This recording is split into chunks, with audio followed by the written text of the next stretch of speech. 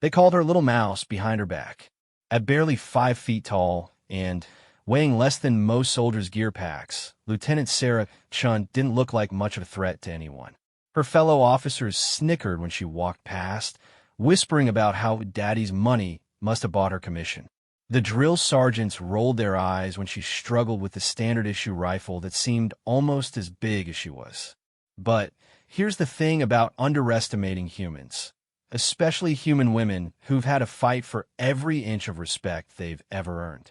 When the Krillian Empire arrived with their 8-foot-tall warriors, expecting Earth's surrender within days, they made one critical mistake.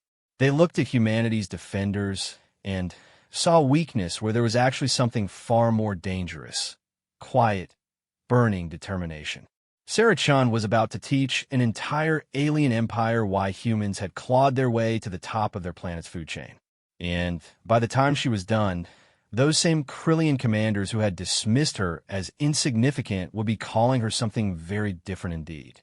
This is the story of how the girl they called Little Mouse became the human they feared above all others.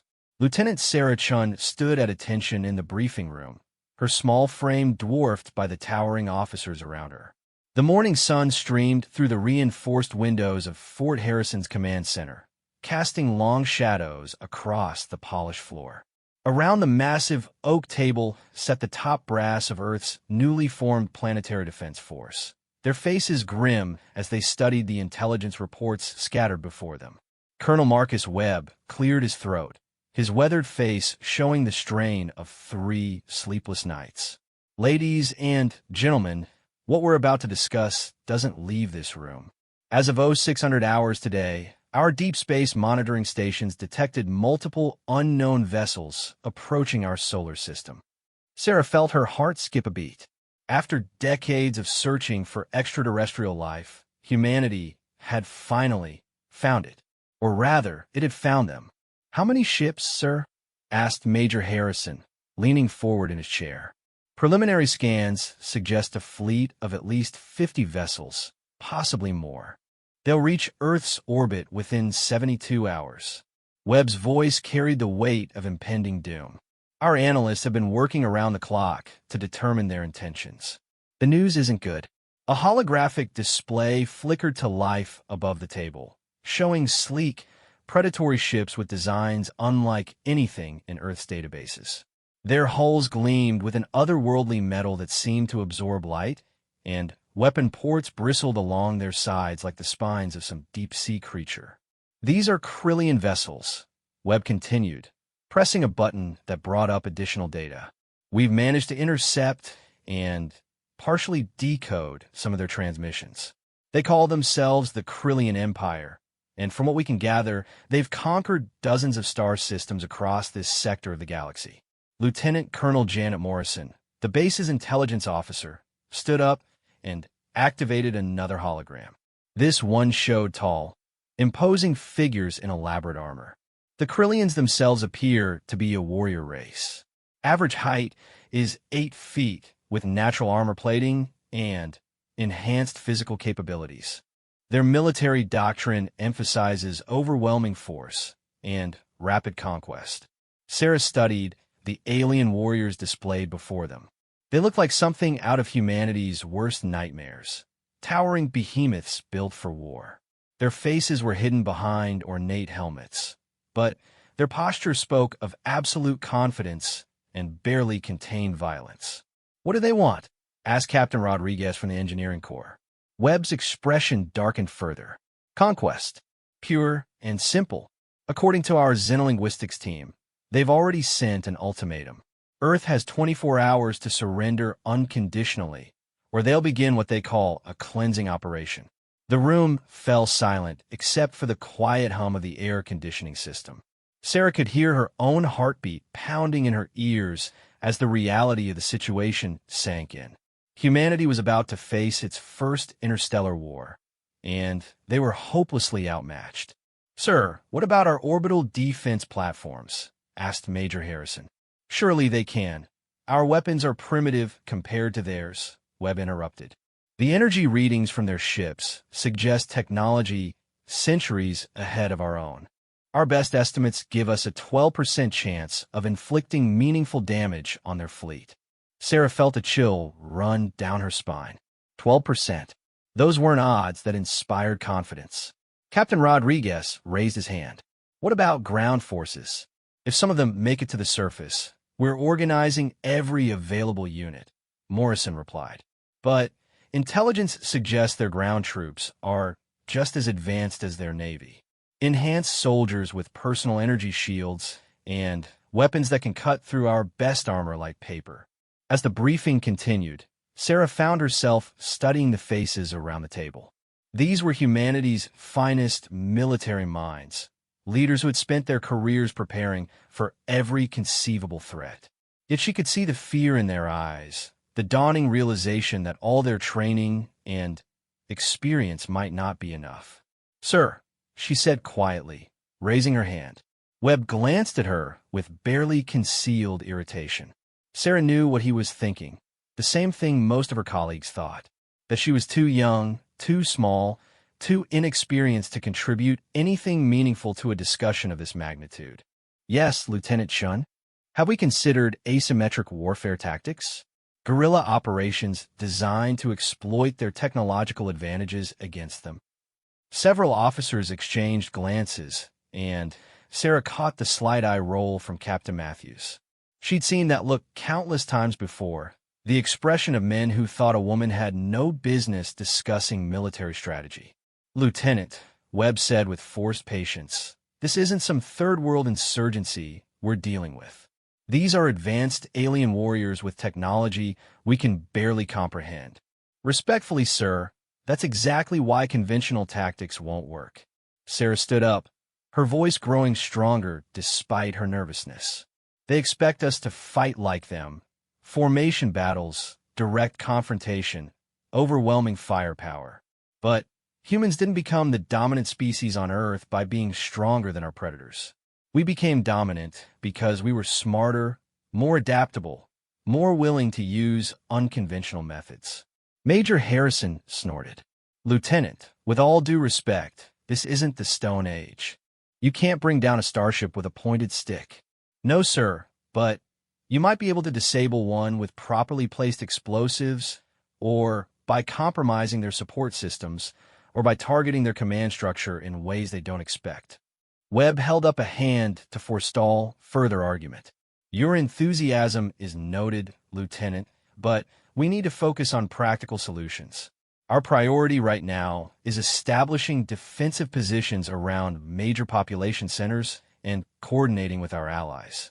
Sarah felt her cheeks burn with frustration, but she forced herself to remain calm. This was exactly the kind of thinking that would get them all killed. The Krillians had conquered dozens of worlds, probably facing similar conventional defenses each time. What they wouldn't expect was an enemy that refused to play by the established rules. The briefing continued for another hour, covering evacuation procedures, supply lines, and communication protocols. Sarah listened with growing dismay as the senior officers outlined what amounted to a series of defensive stands that would inevitably fail. They were planning to fight the kind of war the Krillians were prepared for, the kind they'd won dozens of times before.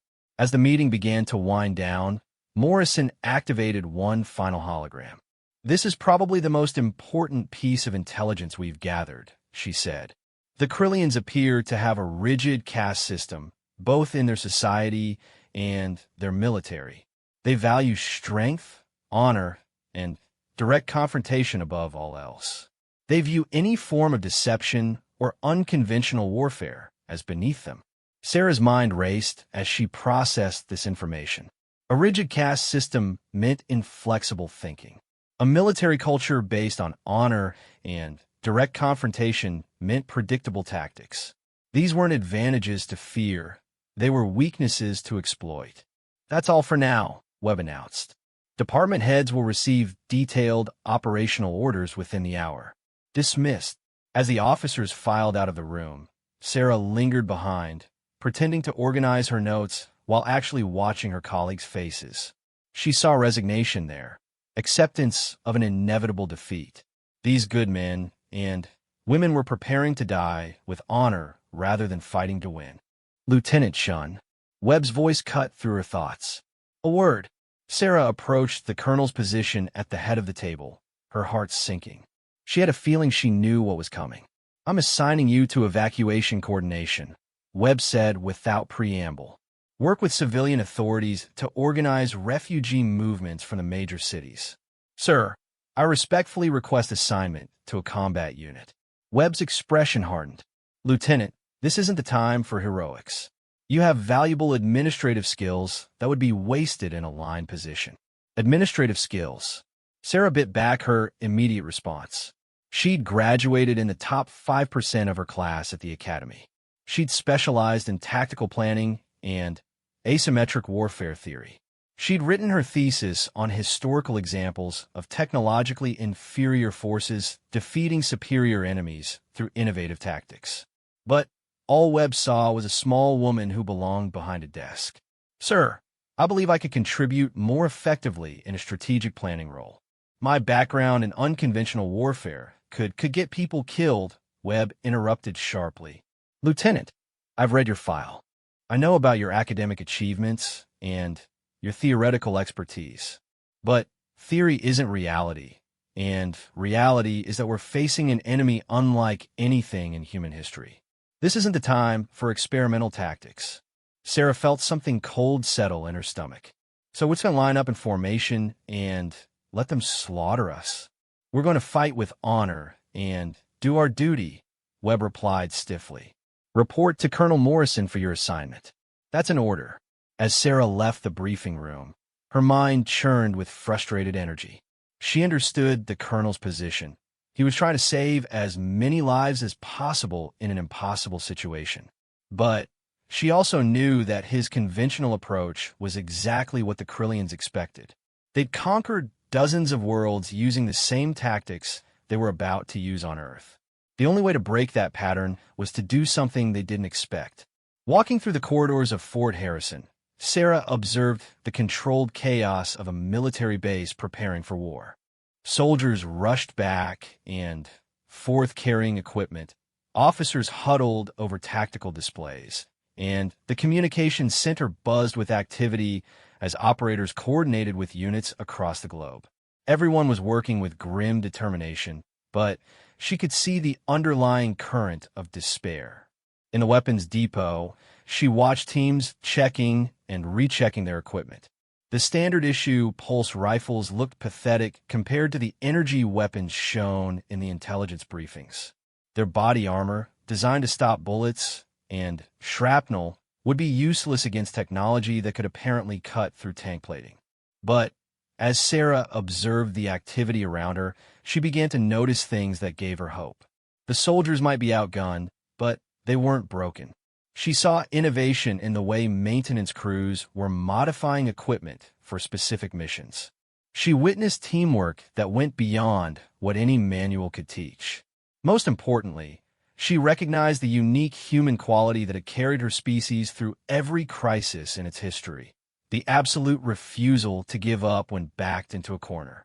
In the communications center, she paused to listen to reports coming in from around the globe.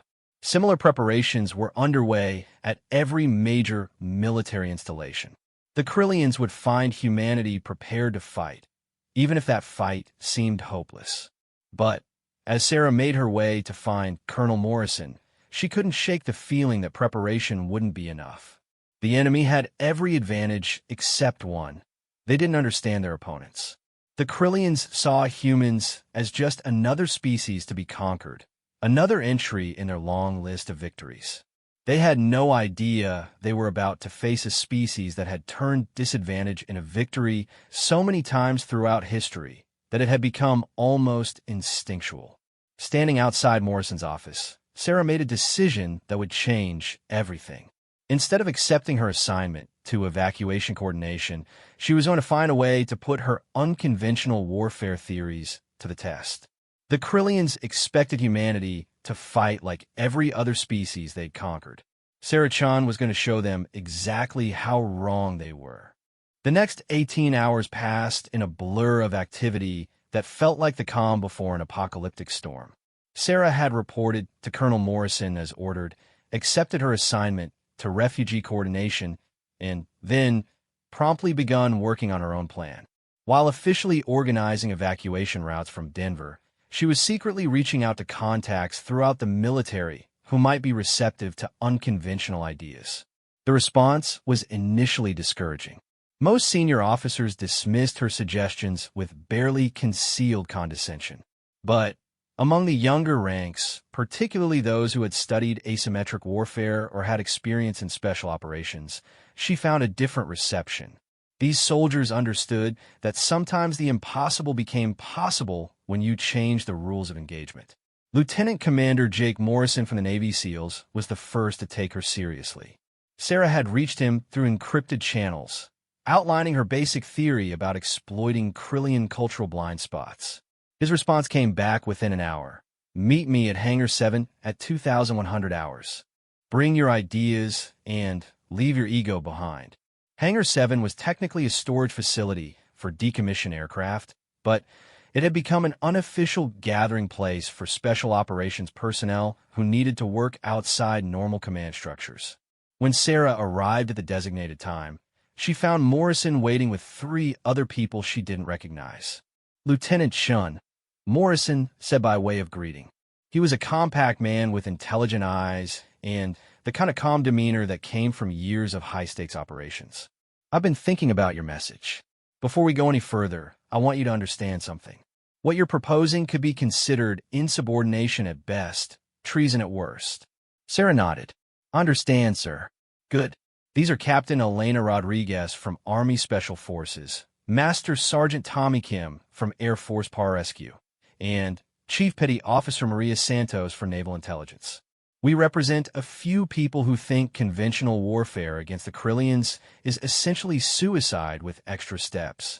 Rodriguez stepped forward. She was a lean woman with short-cropped hair and scars on her hands that spoke of extensive combat experience. Morrison shared your basic theory with us. We want to hear the details. Sarah took a deep breath. This was her chance to prove that size and conventional thinking weren't the only measures of military value. The Krillians have conquered dozens of worlds, probably using similar tactics each time. They arrive with overwhelming force, demand surrender, and when it's refused, they systematically destroy organized resistance through superior technology and firepower. Sound about right, Kim interjected.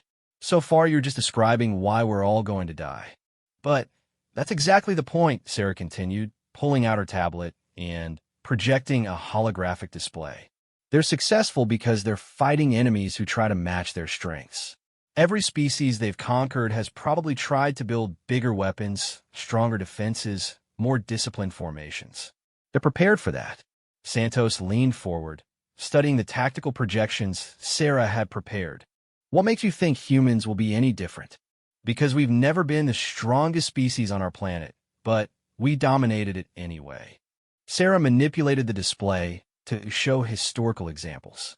When early humans faced cave bears, they didn't try to become bigger and stronger. They used fire, tools, and cooperative hunting. When Native American tribes faced cavalry charges, the smart ones didn't line up for pitched battles. They used mobility, terrain, and hit-and-run tactics. Morrison crossed his arms. The Krillians aren't cavalry, Lieutenant.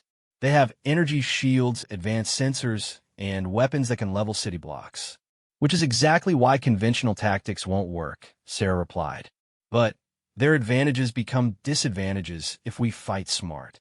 Energy shields probably require significant power sources. Target the generators, not the shields. Advanced sensors can be overloaded or spoofed with the right techniques. Weapons that level city blocks are useless if there's no target worth leveling. Rodriguez's expression had changed from skeptical to interested. You're talking about asymmetric warfare on a scale that's never been attempted. I'm talking about fighting the way humans have always fought when facing superior enemies. Sarah brought up intelligence photos of Krillian warriors. Look at their armor, their weapons, their formations. Everything about them screams technological superiority and direct confrontation. They've built their entire military culture around being bigger, stronger, and more advanced than their enemies. And that's supposed to be good news? Kim asked. It is when you realize that cultural advantages can become strategic weaknesses. Sarah highlighted specific details in the images. They stand tall, march in formation, and announce their presence like they're daring someone to challenge them. That's not the behavior of soldiers who expect guerrilla warfare. Santos pulled out her own tablet and began cross-referencing Sarah's analysis with intelligence reports. Actually, this matches what we've been seeing in their communications. They refer to their enemies using terms that translate roughly to honorable opponents and worthy adversaries. There's no equivalent in their language for what we'd call guerrilla fighters or insurgents. Morrison nodded slowly. So you're saying they literally can't conceive of an enemy that won't meet them in open battle? More than that, Sarah said, her voice growing excited as the others began to understand her vision. Their rigid caste system means they have trouble adapting when faced with unexpected situations. Every successful asymmetric campaign in human history has depended on confusing the enemy, making them question their assumptions, forcing them to fight on unfamiliar ground. Rodriguez studied the tactical projections again. What exactly are you proposing? We can't exactly hide Earth's major cities. We don't hide the cities. We make them irrelevant. Sarah manipulated the display to show a new tactical framework. The Krillians are expecting to face organized military units defending strategic targets. Instead, we give them ghost towns and empty bases while the real resistance operates from unexpected locations. Kim used it softly. You're talking about abandoning every defensive position and going underground. Not abandoning, transforming. We make every building a potential weapons cache, every sewer system a supply line, every citizen a potential intelligence asset. The Krillians want to fight our military? Fine, but they'll find that in this war, the distinction between military and civilian becomes meaningless. Santos looked up from her tablet. This would require coordination across every level of government and military. The kind of planning that takes months or years. Under normal circumstances, yes. But we have something working in our favor that no other species has had. Sarah smiled grimly. We've been practicing asymmetric warfare against each other for thousands of years. Every major military in history has faced insurgencies, guerrilla campaigns, and unconventional opponents. The techniques exist, we just need to scale them up and adapt them for an alien enemy. Morrison began pacing, his tactical mind clearly working through the implications. You're talking about turning Earth into the universe's largest guerrilla warfare training ground. I'm talking about using humanity's greatest advantage, our refusal to accept defeat when it should be obvious. Sarah brought up historical examples on the display. The Spartans at Thermopylae, the Viet Cong, the Mujahideen, the French resistance. Every time in history, when a technologically inferior force has faced a superior enemy, the successful strategy has been the same. Refuse to fight the enemy's kind of war. Rodriguez stood up and began examining the projections from different angles. The logistics would be nightmarish. Food, medical supplies, weapons, communications. Everything would have to be distributed and hidden across thousands of locations. But it's doable, Kim added, his special operations background showing. We've already got networks in place for disaster response and emergency management. Most major cities have extensive underground infrastructure that could be adapted. Santos nodded agreement. And our intelligence networks are more sophisticated than anything previous guerrilla forces have had access to. Satellite communications, encrypted channels, real-time coordination capabilities. Morrison stopped pacing and faced Sarah directly. Assuming we could make this work, and that's a big assumption, what makes you think it would be effective? The Krillians have conquered dozens of worlds. They must have faced some form of resistance before. Organized resistance, yes, but probably not the kind of chaotic, unpredictable campaign we're capable of mounting. Sarah called up her analysis of Krillian military doctrine. Everything about their approach suggests they value efficiency and rapid conquest. Long, drawn-out conflicts that drain resources and tie up forces would be contrary to their entire strategic philosophy. Rodriguez examined the cultural analysis more closely. You think we can wear them down through attrition? I think we can make conquering Earth so expensive and frustrating that they'll look for easier targets. The Krillian Empire is clearly expansionist. They can't afford to tie up their entire fleet fighting one stubborn planet when there are dozens of other worlds to conquer. The group fell silent as they considered the implications of what Sarah was proposing. It wasn't just a military strategy. It was a fundamental reimagining of how humanity would fight for its survival. Santos broke the silence. Even if this worked, the casualties would be enormous. You're talking about turning every population center into a battlefield. The casualties will be enormous anyway, Sarah replied quietly. The question is whether we die fighting conventionally and lose everything or die fighting smart and maybe save something worth preserving. Morrison pulled out his communication device. We need support from people with actual authority. This can't be done by a handful of special operations personnel operating outside the chain of command. What about General Patricia Hayes? Rodriguez suggested. She's got experience with unconventional operations, and she's senior enough to make something like this happen. Kim nodded. Hayes commanded the joint task force that broke up the European insurgency 3 years ago. If anyone understands asymmetric warfare at this scale, it's her. Sarah felt a surge of hope mixed with terror. They were actually considering her plan seriously.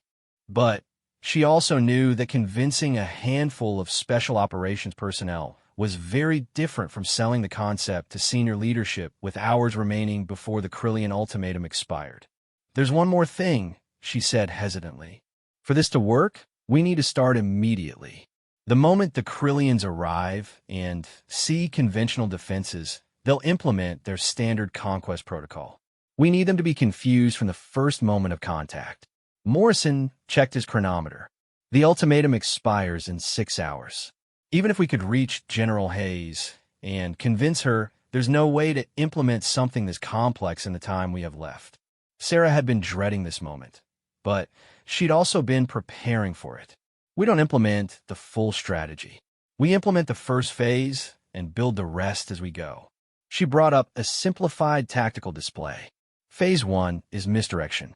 We make the Krillians think they're facing a conventional defense while actually preparing for guerrilla operations.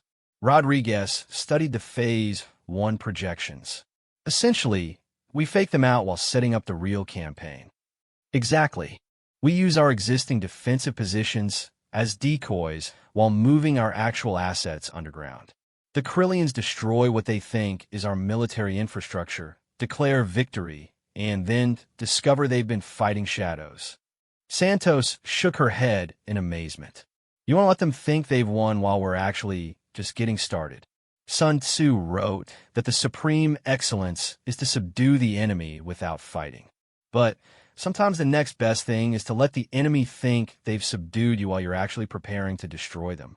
Morrison gathered the group with a gesture. All right, people. We have less than 6 hours to either convince the brass to try something completely unprecedented or watch humanity get steamrolled by conventional tactics that won't work. Either way, sitting here talking isn't going to change anything. As they prepared to leave the hangar, Sarah felt the weight of what they were attempting settle on her shoulders. In a few hours, she would either be vindicated as a visionary or remembered as the lieutenant who wasted precious time on impossible theories while Earth burned. But as she looked around at the faces of these professional warriors who had chosen to take her seriously, she felt something she hadn't experienced since the crisis began. Hope. For the first time since the Krillian fleet had been detected, humanity might actually have a chance. The question was whether that chance would be enough. General Patricia Hayes stood in the command center of NORAD, watching as tracking displays showed the Krillian fleet moving into Earth's orbital space with the inevitability of a closing fist. The deadline for humanity's surrender had passed 3 hours ago, and now the waiting was over. Across the planet, military units were taking positions for what most expected to be their final battle. General, called Lieutenant Morrison from the communication station. Priority message from Fort Harrison. Hayes glanced at the display, showing the incoming transmission. She'd been receiving similar updates all night. Status reports, last-minute intelligence, and far too many requests for evacuation assistance. But this message was different. It was encrypted with special operations codes and marked for her personal attention. "Route it to my private terminal," she ordered, moving to a secured workstation away from the main tactical displays. What she found waiting for her was a comprehensive briefing package unlike anything she'd seen in 20 years of military service. The initial summary was signed by Lieutenant Commander Morrison, a Navy SEAL whose reputation she knew well, but the strategic analysis bore the name of someone she'd never heard of, Lieutenant Sarah Chun. As Hayes read through the tactical proposal, her expression shifted from skepticism to amazement to something approaching hope. The plan was audacious to the point of insanity, but it was also the first thing she'd seen since the crisis began that offered any realistic chance of success. "Colonel Bradford," she called her chief of staff, "get me a secure channel to Fort Harrison. I need to speak with Lieutenant Commander Morrison immediately." 20 minutes later, Hayes found herself in a video conference with 5 officers who were proposing to fundamentally restructure Earth's defense in the final hours before invasion. Under normal circumstances, she would have dismissed such a suggestion as impossible. These were not normal circumstances. "Let me understand this correctly," Hayes said, studying the faces on her screen. "You want to intentionally lose the initial battle in order to win the overall war?" Lieutenant Chun leaned forward, and Hayes found herself impressed by the young woman's calm demeanor despite the magnitude of what she was proposing. "General, conventional warfare against the Krillians isn't a battle we can win. But asymmetric warfare is something humanity has perfected over thousands of years. We just need to apply those lessons on a scale that's never been attempted." Hayes had commanded the European task force that Chin mentioned, spending 2 years hunting insurgents who had turned urban warfare into an art form. She understood better than most how effective asymmetric tactics could be against a superior enemy. But she also understood the challenges involved. "The coordination requirements alone would be staggering," she said. "We're talking about fundamentally changing how every military unit on the planet operates, with no time for training or preparation." "That's true, ma'am," Morrison replied. "But we're not asking units to learn new skills.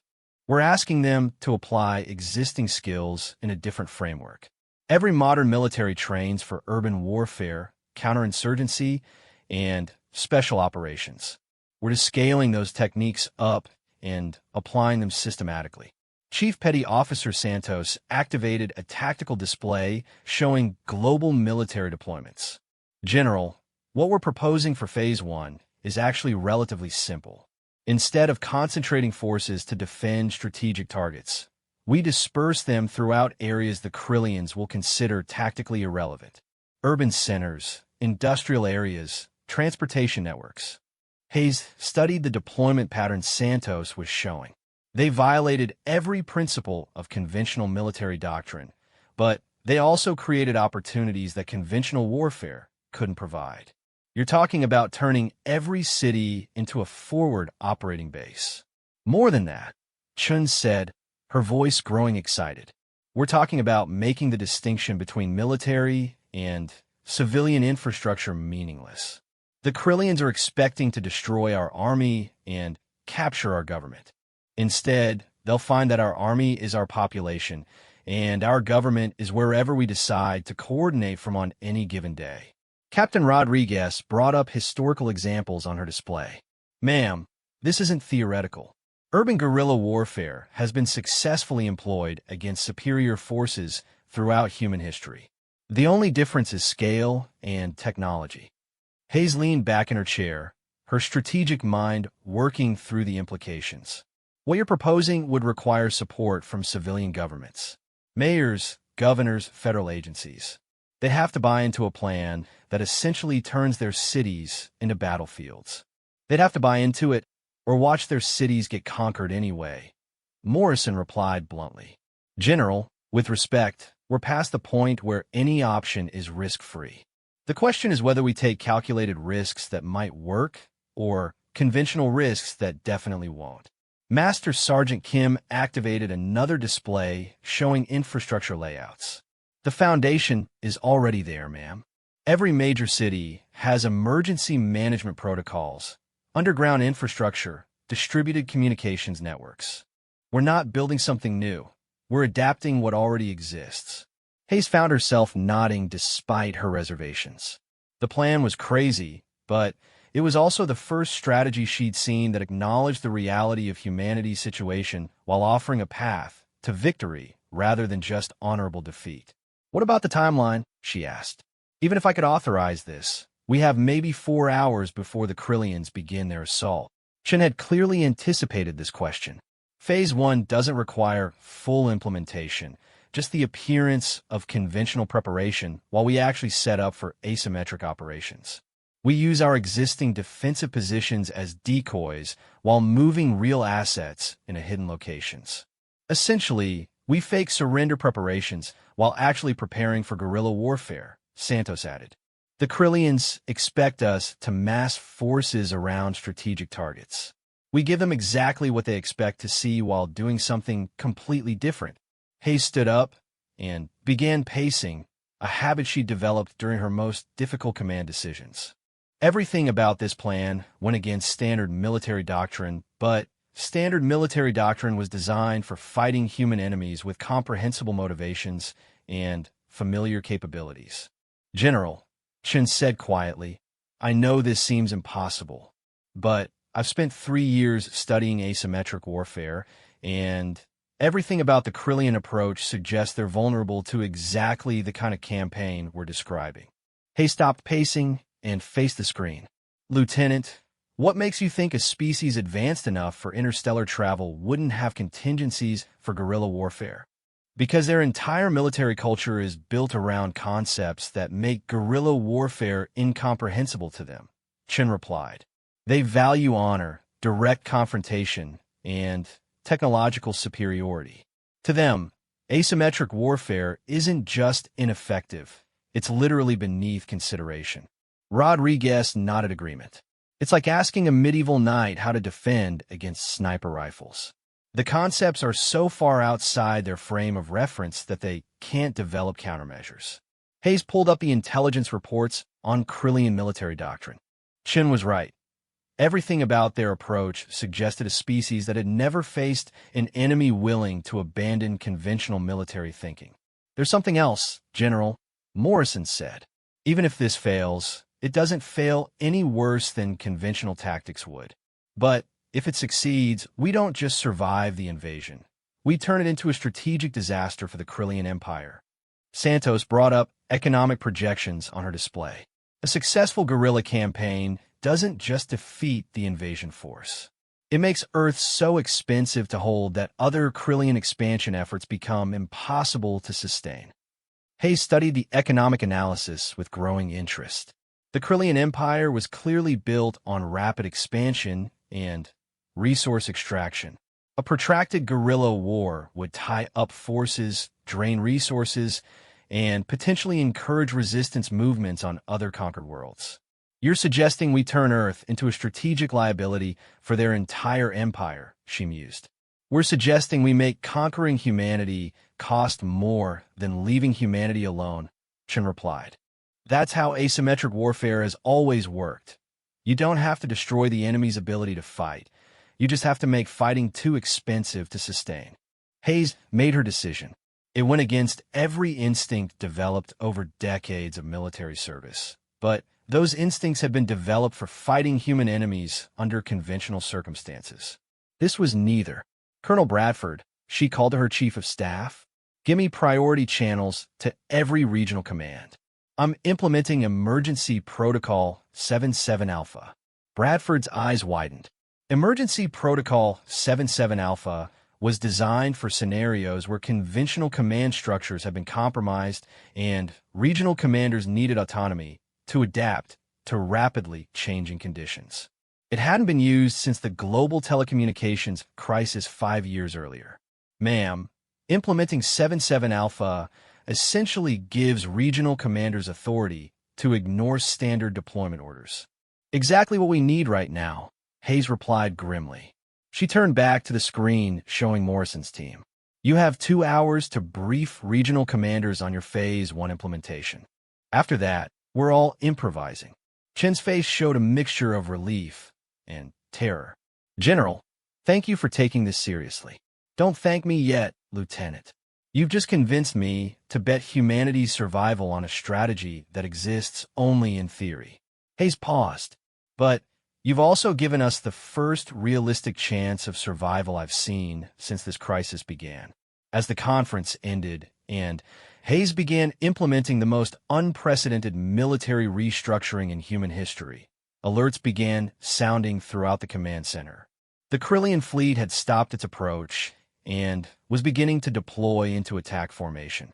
General, called Major Phillips from the tracking station. We're receiving a transmission from the lead Krillian vessel. They're demanding to speak with Earth's military commander. Hayes smiled grimly. Put them through. Let's see how they react to asymmetric diplomacy. The main display flickered and resolved into the image of a massive Krillian warrior in elaborate armor. The alien's face was hidden behind an ornate helmet, but its posture radiated arrogance and barely contained violence. When it spoke, the translation software rendered its words in a deep, booming voice that seemed designed to intimidate. I am War Commander Thax of the Krillian Fourth Fleet. I speak to the military leader of this world. Your species has failed to accept the mercy of surrender. You will now face the consequences of defying the Krillian Empire. Hayes stepped into view of the transmission camera, making sure to present the image of a conventional military commander in a conventional command center. War Commander Thax, I am General Patricia Hayes, commanding Earth's Defense Forces. We are prepared to resist your invasion. The Krillian's helmet tilted slightly, and Hayes could sense confusion in the alien's posture. General Hayes, your resistance is futile. Our forces are superior in every measure of military capability. Why do you choose meaningless death over honorable surrender? Because humans have never accepted defeat from a superior enemy, Hayes replied calmly. We prefer to make our own terms. Thax's voice carried a note of what might have been respect. Very well, General Hayes. You will have the honor of witnessing your species' final battle. Our assault begins within the hour. As the transmission ended, Hayes found herself hoping that Chen's theories about Krillian psychology were accurate, because in 1 hour, humanity would discover whether asymmetric warfare could overcome technological superiority, or whether courage and cleverness were no match for overwhelming force. Around the command center, staff officers began implementing deployment orders that looked conventional, but were actually the first phase of the most ambitious guerrilla campaign in human history. In cities around the globe, military units were taking positions that made no sense according to standard doctrine, but perfect sense according to a strategy that prioritized long-term resistance over immediate defense. Hayes watched the displays showing these unprecedented deployments and realized that whatever happened in the next few hours, humanity would never be the same. They were about to discover what their species was truly capable of when faced with extinction. The question was whether capability would be enough. The Krillian assault began exactly as their doctrine predicted it would, with overwhelming force applied to obvious military targets. War Commander Thax watched from the bridge of his flagship as energy beams lanced down from orbit, systematically destroying what appeared to be Earth's primary defensive installations. Military bases, radar stations, and missile sites disappeared in brilliant flashes of controlled destruction. Report, Thax commanded, his massive frame towering over the tactical displays that showed the progress of the bombardment. Subcommander Vrek, his second in command, activated a holographic status display. Primary targets eliminated with 97% efficiency. War Commander. Human orbital defenses offered minimal resistance before being destroyed. Ground-based military installations are being systematically neutralized. Thax studied the tactical readout with satisfaction. The human resistance was proceeding exactly as expected, desperate but futile attempts to defend fixed positions with inferior technology. It was the same pattern they had encountered on dozens of conquered worlds. What of the human fleet? Destroyed within the first 10 minutes of engagement, Vrek replied. Their vessels were centuries behind our technology. They attempted to engage our forward screening elements and were eliminated without inflicting any meaningful damage. Thax nodded approvingly. The humans had at least shown courage in their final moments, which was more than could be said for some of the species the Empire had conquered. Begin deploying ground forces. I want major population centers secured within 12 hours. War Commander interrupted communications specialist Zeth from her station. We're receiving transmissions from the human commander, General Hayes. She wishes to discuss surrender terms. Thax's helmet turned toward the communication station. Display the transmission. The image of General Hayes appeared on the main screen, and Thax studied the human commander with interest. She appeared calm despite the obvious destruction of her military forces, which suggested either remarkable composure or complete denial of reality. War Commander Thax, Hayes began. I am requesting a temporary ceasefire to discuss the terms of Earth's surrender. Thax considered this request. It was unusual for a species to seek surrender negotiations after such brief resistance, but it showed wisdom. Very well, General Hayes. You have 1 hour to present your terms. As the transmission ended, Thax felt a satisfaction that came from another successful conquest proceeding according to plan. The humans had proven no more capable than any other species of matching Krillian military might. Soon, Earth would join the Empire as another conquered world, its resources feeding the continued expansion of Krillian civilization. What War Commander Thax did not realize was that while his forces had been systematically destroying empty buildings and automated decoy systems, the real human military had been implementing the most comprehensive guerrilla warfare strategy in their planet's history. 50 feet beneath the ruins of Fort Harrison, Lieutenant Sarah Chun sat in a hastily constructed command bunker, monitoring reports from resistance cells that were now active across 6 continents.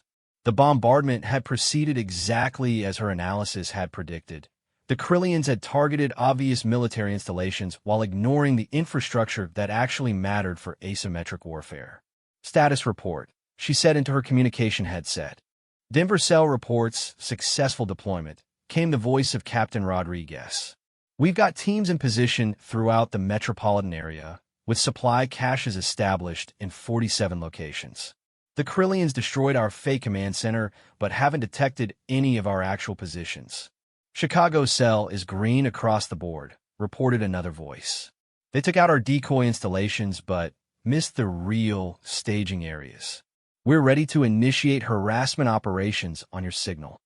Sarah felt a mixture of relief and terror as similar reports came in from cells around the globe. The first phase of her strategy was working. The Krillians had destroyed what they thought was humanity's military, while the real resistance had gone completely undetected. New York Cell has a visual on Krillian ground forces, reported Master Sergeant Kim. They're deploying exactly as predicted. Large formations moving to secure obvious strategic targets. No indication they're prepared for urban guerrilla operations. Sarah pulled up her tactical display, which now showed a very different picture than what the Krillians were seeing. While enemy forces moved to occupy empty government buildings and abandoned military installations, human resistance cells were positioned throughout urban areas in locations the aliens would never think to check. All cells, this is Coordinator Chun, she broadcast on the encrypted network. Remember, Phase 2 doesn't begin until they've committed to occupation. We need them to think they've won before we show them what losing actually looks like. The next few hours were among the most tense in human history. Across the globe, Krillian forces deployed in massive numbers. Their 8-foot-tall warriors moving through Earth cities with the confidence of conquerors. They established command posts in government buildings, set up checkpoints at major intersections, and began implementing occupation protocols that had worked successfully on dozens of other worlds. What they didn't notice were the thousands of human observers tracking their every movement from hidden positions. Shop owners, office workers, maintenance personnel, and countless others who had been rapidly integrated into the resistance network were gathering intelligence on Krillian deployment patterns, command structures, and operational procedures. Sarah watched these reports come in with growing excitement. Everything about the Krillian occupation confirmed her analysis of their tactical limitations. They were deploying as if they expected to face organized military resistance from fixed positions.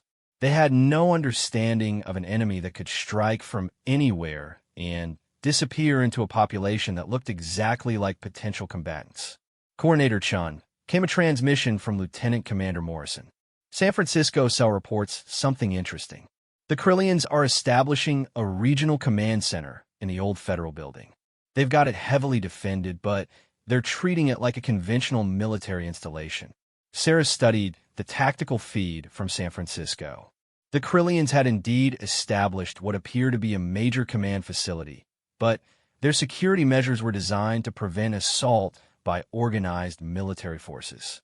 They had no defenses against the kind of infiltration tactics the human special operations forces had perfected. How many personnel? She asked. Estimated 50 to 70 Krillians, including what appears to be a senior commander. They've got energy barriers around the perimeter, but internal security relies on conventional patrols and sensor networks. Sarah felt her pulse quicken. This was exactly the kind of opportunity she had been hoping for.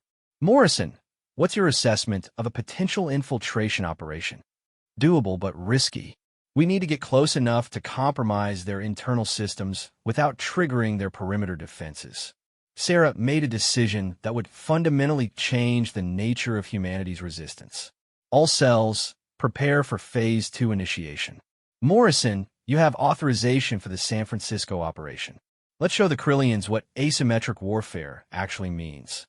12 hours after the initial bombardment, War Commander Thax stood in his new command center on Earth's surface, reviewing occupation reports that showed complete success. Human military resistance had been eliminated, major population centers were secured, and civilian cooperation was proceeding as expected. War Commander, reported Subcommander Vrek. All primary objectives have been achieved ahead of schedule. Human resistance has been negligible since the initial bombardment. Thax studied the tactical displays with satisfaction. Earth was proceeding to become another successful conquest, ready to contribute resources to the Empire's continued expansion. What of the human leadership? Has General Hayes been located? Not yet, War Commander, but intelligence suggests she's preparing to broadcast a surrender announcement to all human forces. Our occupation of their government facilities appears to have eliminated organized resistance. Thax nodded approvingly. This was exactly how conquests were supposed to proceed, swift, decisive, and with minimal resources expended. Soon, his forces would be ready to move on to the next target in this sector of space. That confidence lasted exactly 18 more minutes.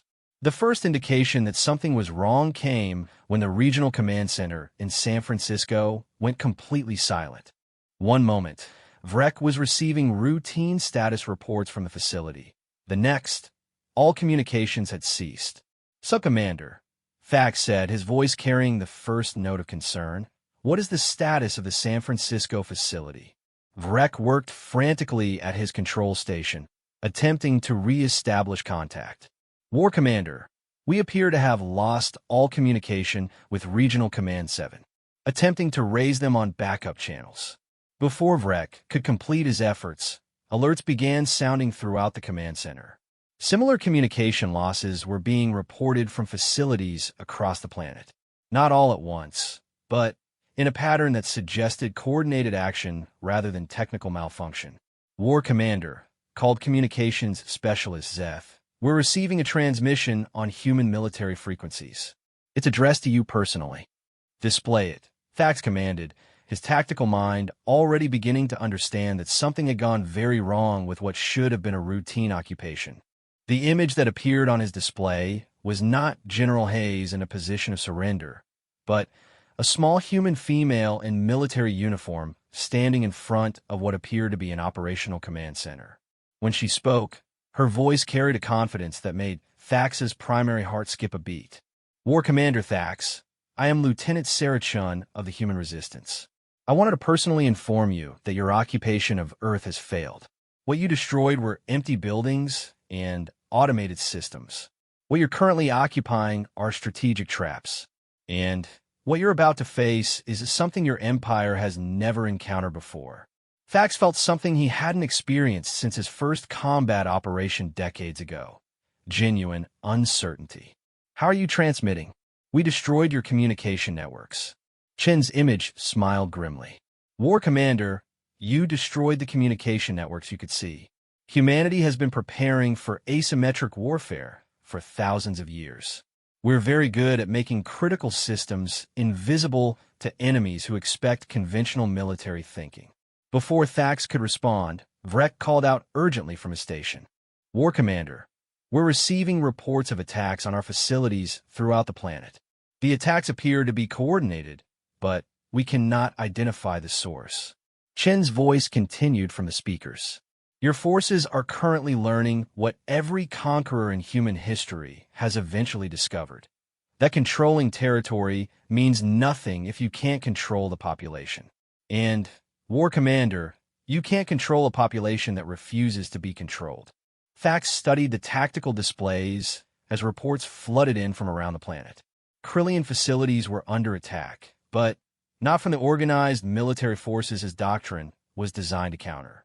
Instead, his units were facing something they had no experience with, an enemy that struck from everywhere and nowhere that looked like civilians until they opened fire, and that disappeared back into the population immediately after each attack. For the first time since beginning his military career, War Commander Thax realized he might be facing an enemy he didn't understand how to defeat. And, in her hidden command bunker, Sarah Chun watched the real war begin. 3 weeks after the invasion began, War Commander Thax stood before the holographic image of High Command, struggling to explain how the conquest of a primitive world had become the Krillian Empire's most costly military operation in decades.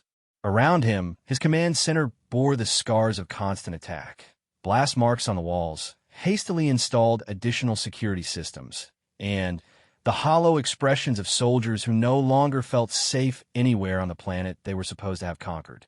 War Commander, said Supreme Admiral Karath, her voice carrying the cold displeasure of absolute authority, explain to me how a technologically inferior species has managed to inflict 30% casualties on your forces. Thax felt his secondary hearts racing as he searched for words to describe something that defied everything he understood about warfare. Supreme Admiral, the humans are not fighting according to any recognizable military doctrine. They attack from civilian positions, use non-military personnel as combatants, and employ tactics that violate every principle of honorable warfare. Are you saying that primitive aliens are superior to Krillian warriors? Karatha's tone could have frozen plasma. No, Supreme Admiral, but they're not fighting as warriors. They're fighting as something we have no classification for. Thax activated a tactical display showing the past week's incidents. Yesterday, what appeared to be maintenance workers infiltrated our supply depot and destroyed 6 months of provisions. The day before, children led our patrols into ambushes. This morning, a vendor selling food to our troops detonated explosives that eliminated an entire squad. Supreme Admiral Karath studied the tactical data with growing displeasure. The Krillian Empire had conquered 43 star systems using proven military doctrine. Overwhelming force, rapide conquest, efficient occupation. The pattern had never failed before. What of the human leadership? Surely eliminating their command structure would end this chaos. Thax's helmet dipped in what his species considered a gesture of confusion. Supreme Admiral, we cannot identify their command structure. Every time we believe we have located a leadership element, it proves to be either a decoy or simply another cell in a network we cannot map. What Thax could not explain was how a species could organize military operations without the rigid hierarchical structure that every civilized military required. How could orders be transmitted, resources coordinated, and strategic decisions made without clear chains of command and central authority? But that was exactly what the humans were doing, and it was what made them so incomprehensible to the Krillian military mind.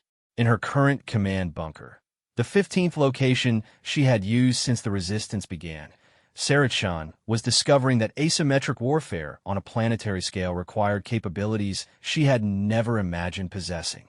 What had begun as a desperate adaptation of guerrilla tactics had evolved into something entirely new, a form of warfare that turned the entire human population into a single, distributed military organism. Status report. She said into the encrypted communication network that now connected thousands of resistance cells across 6 continents. European theater reports successful elimination of 3 Krillian supply convoys. Came the voice of a coordinator she had never met face-to-face. Casualty ratio remains in our favor at approximately 8-1. Pacific Rim cells have completed sabotage operations on Krillian transportation networks, reported another voice. Enemy logistics capabilities reduced by an estimated 40% over the past 72 hours. Sarah studied the tactical displays that showed a very different war than what the Krillians were experiencing. While they saw random attacks by desperate civilians, she was coordinating a systematic campaign designed to make Earth so expensive to hold that continued occupation would become strategically impossible. Coordinator Chun, came a transmission from Lieutenant Commander Morrison. We've intercepted Krillian communications suggesting they're considering orbital bombardment of major population centers. Sarah felt her stomach tighten. This was the scenario she had most feared, that frustration would drive the Krillians to abandon their conquest goals and simply destroy what they couldn't control. Assessment of their intentions? Unclear, but their current commander seems to be under significant pressure from higher authority. If they decide that Earth can't be conquered in the traditional sense, they might choose to make it uninhabitable rather than accept defeat. Sarah made a decision that would determine whether humanity survived or joined the long list of species that had underestimated the cost of fighting humans. Morrison, prepare Operation Mirror.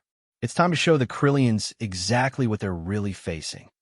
Operation Mirror was the most ambitious psychological warfare campaign in human history, designed to exploit the one weakness in Krillian thinking that Sarah had identified from the beginning: their inability to understand enemies who didn't conform to their expectations of how warfare should be conducted. 6 hours later, every Krillian communication network on Earth was simultaneously infiltrated by human intelligence specialists who had spent weeks learning to penetrate alien technology. The message that appeared on every Krillian display was simple, but it would fundamentally change how the Empire viewed the conquest of Earth. War Commander Thax stared at his command display as it showed footage of Krillian military operations from across the planet, but footage taken from human perspectives that should have been impossible to obtain. Surveillance videos showing Krillian patrols being systematically tracked by human observers. Intelligence reports documenting every Krillian tactical decision before it was implemented. Most disturbing of all, recordings of private conversations between Krillian officers that had somehow been intercepted and analyzed. The message accompanying the footage was delivered by the same small human female who had been haunting his communications for weeks. War Commander Thax, I wanted to share some information with you about the military situation on Earth. As you can see from these recordings, there is no location on this planet where your forces are not under observation. There is no decision you make that we don't know about before you implement it. There is no operation you can plan that we cannot counter. Sarah Chen's image paused, and Thax found himself staring into the eyes of an enemy he was beginning to realize he had never understood. But, more importantly, War Commander, I want you to understand what you're really facing. You came here expecting to conquer a planet. Instead, you invaded a species. Every human on Earth is now part of our military. Every building is a potential fortress. Every street is a potential battlefield. Every conversation you have is being monitored and analyzed. Chun leaned forward, and her voice took on a tone that made Thax's primary heart skip beats. War Commander, you're not fighting the military of a conquered world. You're fighting the immune system of a species that has survived everything our own planet could throw at us for millions of years. And I'm here to inform you that you've just been identified as a threat that needs to be eliminated. The transmission ended, but its impact on the Krillian command structure was immediate and devastating. Across the planet, Krillian forces found themselves paralyzed by the realization that they were not conquering a world. They were trapped on a planet that was actively trying to digest them. Within hours, reports were flooding into Thax's command center of units refusing to leave secured areas, officers requesting immediate evacuation, and a general breakdown of the military discipline that had made Krillian conquest possible. The psychological impact of realizing they were completely surrounded by enemies who looked like civilians was proving more effective than any conventional military operation could have been. War Commander, Vrek said quietly, we're receiving priority communications from the fleet. High Command is demanding a status report. Thax knew that his military career, possibly his life, depended on how he explained the situation to superiors who had never encountered anything like what Earth had become. But, as he prepared to transmit his report, he realized something that changed his entire perspective on the conflict. Subcommander, he said slowly, what is our current casualty rate? 37% and climbing, War Commander. At current rates, we will achieve 50% casualties within another 2 weeks. And how long did conquest of the Altarian system take? 6 days, War Commander, with less than 2% casualties. Thax studied the tactical displays that showed his forces trapped in defensive positions throughout a planet they had supposedly conquered. Slowly, a conclusion was forming in his tactical mind that violated everything he believed about military operations. Vrek, in your assessment, are we winning this war? Vrek's helmet turned toward his commander, and Thax could sense confusion in his subordinate's posture. War Commander, we control all major strategic locations. We have established occupation forces in every significant population center.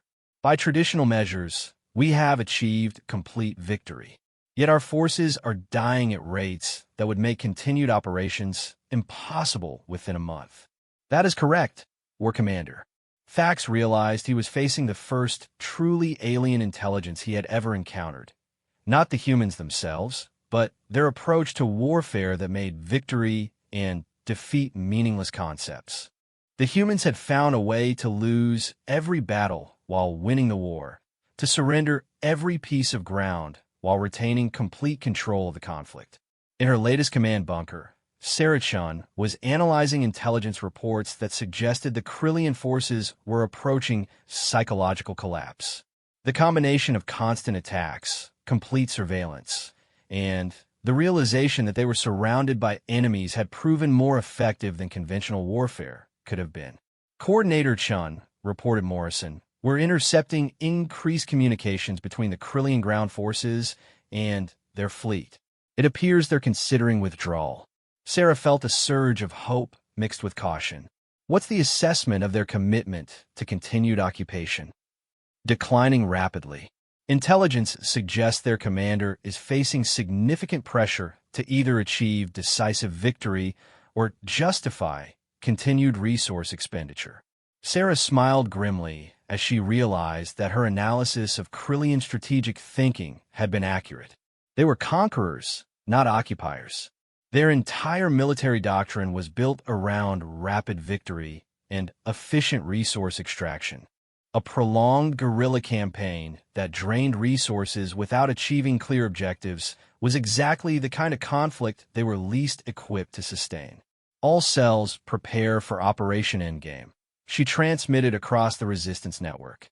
It's time to show the Krillians the true cost of underestimating humanity. Operation Endgame was designed to demonstrate something that no previous enemy of the Krillian Empire had ever managed, that some species were simply too dangerous to conquer, regardless of technological advantages.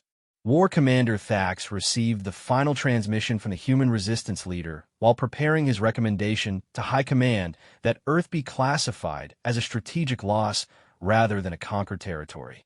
War Commander, Sarah Chen's image said from his display, I wanted to personally thank you for teaching humanity something very important about ourselves. We always suspected that our species had unusual capabilities for warfare, but we never had the opportunity to test them against truly advanced opponents.